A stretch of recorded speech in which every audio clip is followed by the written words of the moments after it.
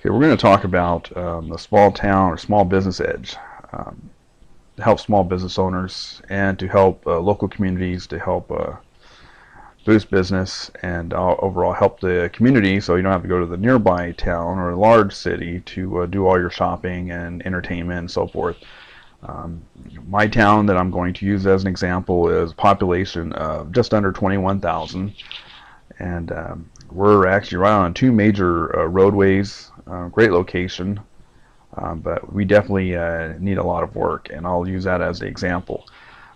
In order to actually be competitive, you need to have a prime location, which usually prime locations are on major roadways or in a shopping mall or a shopping center. And using that concept, which is the concept is to bring a lot of crowds into a small area where they can do all their shopping in one spot, eat lunch for the day, be entertained, so forth.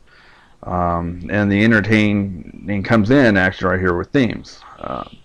And this also separates you from your competitors. You have two different themes. You sell the same items, the same service, but you're different, and that will help. When you're exactly the same, it's kind of redundant there.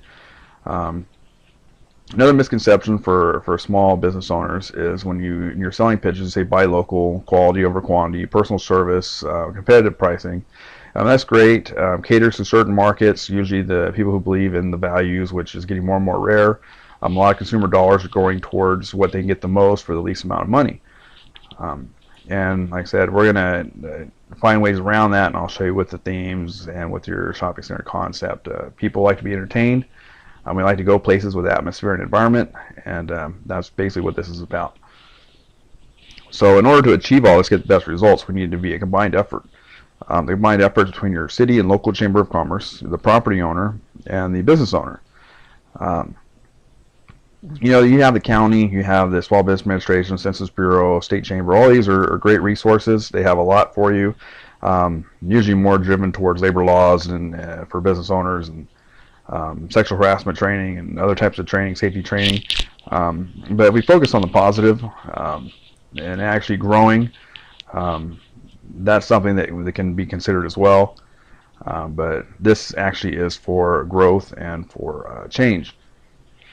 So the goal to boost business, you need to recruit. You have the city and the property owners recruit business owners. And I'll explain how to do that by the Chamber of Commerce City having registration on their websites for business owners. They can register for certain type of business. Opportunities come up, you contact business owners and recruit. Again, recruiting is the best. It's been the best way ever in business. It's just a smart idea. You have people that come to you, sell themselves, and later on you find yourself scratching your head wondering why they're not performing the way they should. So we'll get to that. Local store owner obstacles, you have expensive prime locations. That's where strength of numbers comes in. You have competition in local vicinity and nearby. That's where your homework comes in. Effort of the property owner and the city or Chamber of Commerce.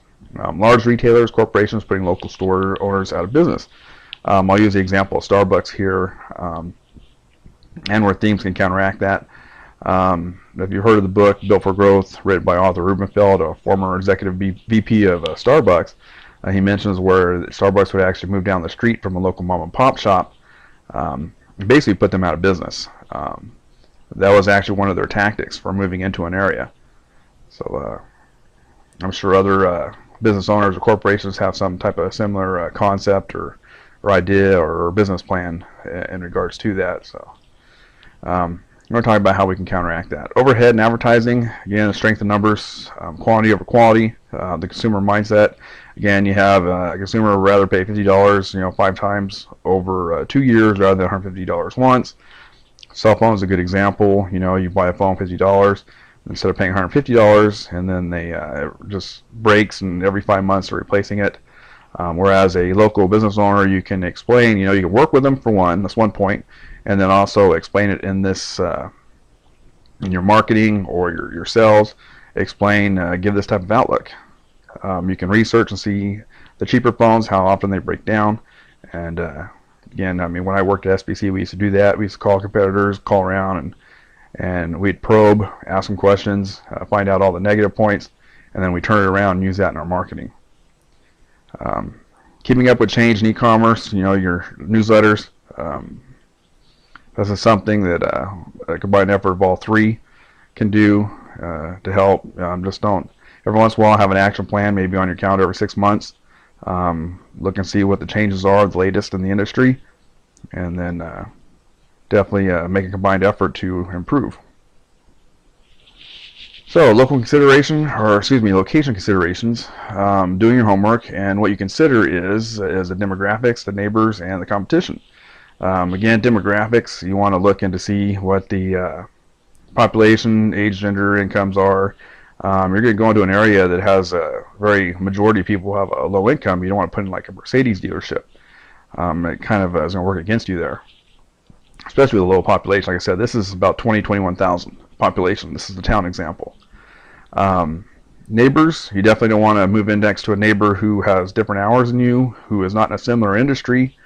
And like I said, you want to have the mall concept, which is to bring in large crowds to a certain area. And you're going to put in a appliance store right next to a gym. You're not really going to bring in the type of crowds you want. Competition. This is an example of competition. Do your homework first. Type in, you can go to Google Maps, and then once you bring up the city, bring up a certain area, type in words like fitness, gym, health, nutrition, whatever for like a fitness center, and then all will pop up. And this was actually one I did for our community. There's about 13 fitness centers in a town of 21,000, and definitely we don't need more of those. So, and you can see the areas where it's lacking too, that you can put a location or move one of these locations into these areas here. Prime location, downtown example again. This is for the type of business, what you're considering on opening, or for a property owner, what you want to have into your property.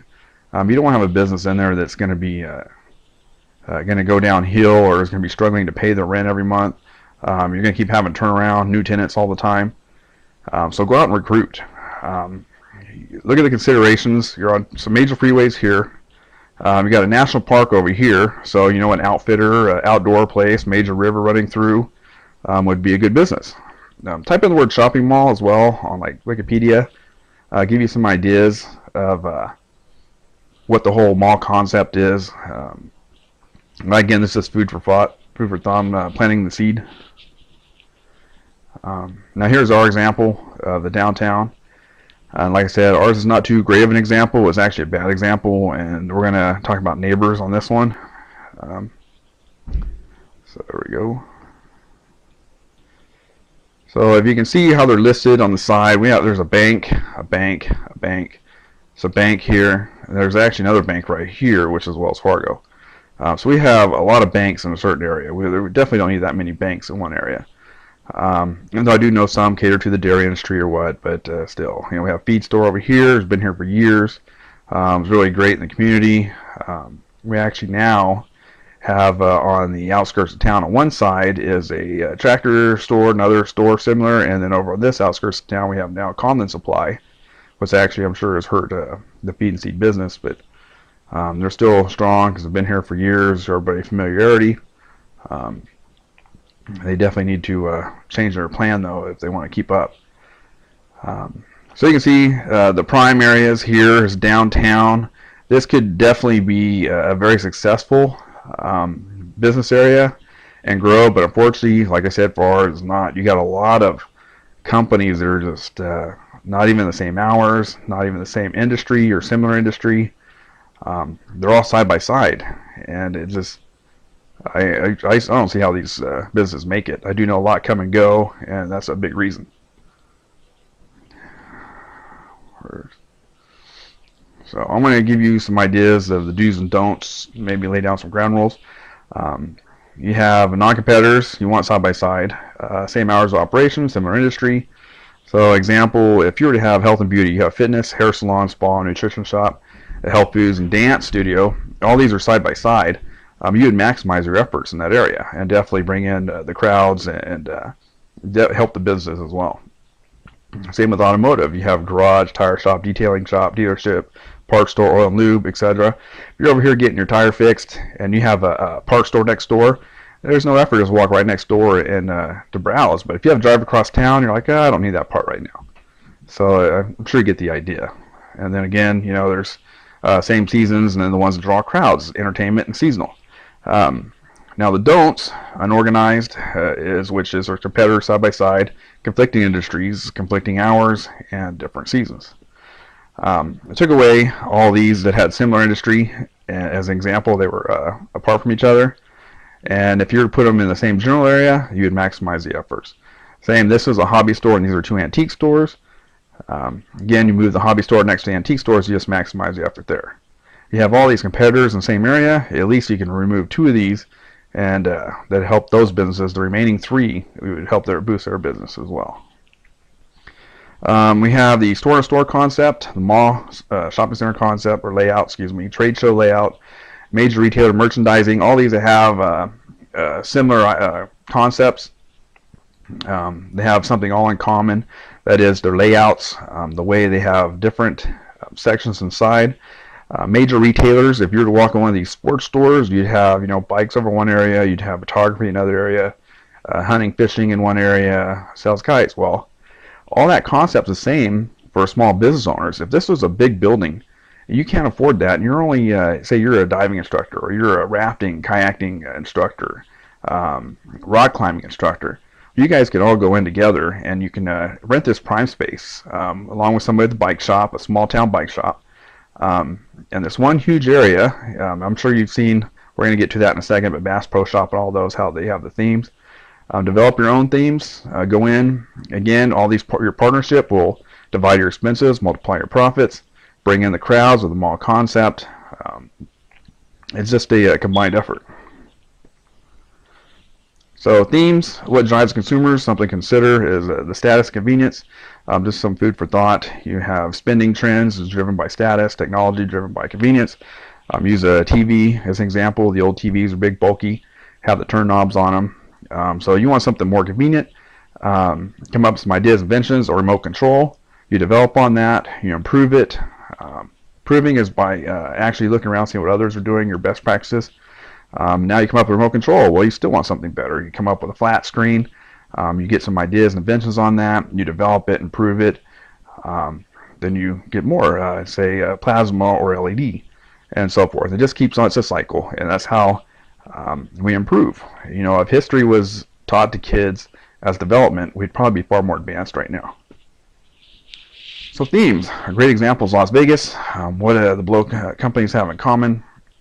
Their themes, but the top row has similar companies by each other, so definitely you would not put these two side by side, you would not put these two side by side, or these two side by side. Even though their themes are great for entertainment, they're too similar. I'm sure you get the point now. Let me see. If they're side by side, they lose any business to the neighbor. Top row maybe, but bottom row would just draw more crowds to offset the loss. Some could be neighbors, and others are best at another shopping center, which are these on top. All these have a theme. They're entertaining. Look them up on the internet, get some ideas. This is what draws crowds. This is what people like. I mean, we're humans. We like to be entertained. We like to be stimulated. So the business owner, just for some homework for business owner, list your target market, do a mock-up map of your store business layout, research and develop a theme, stimulate your customers, develop a branding guideline to stay consistent and build familiarity with your customers. If you don't know what branding is, look it up. You can look it up on Wikipedia on the internet. It's your color scheme, it's your fonts, it's just consistency with all your paperwork, advertising, and your store layouts.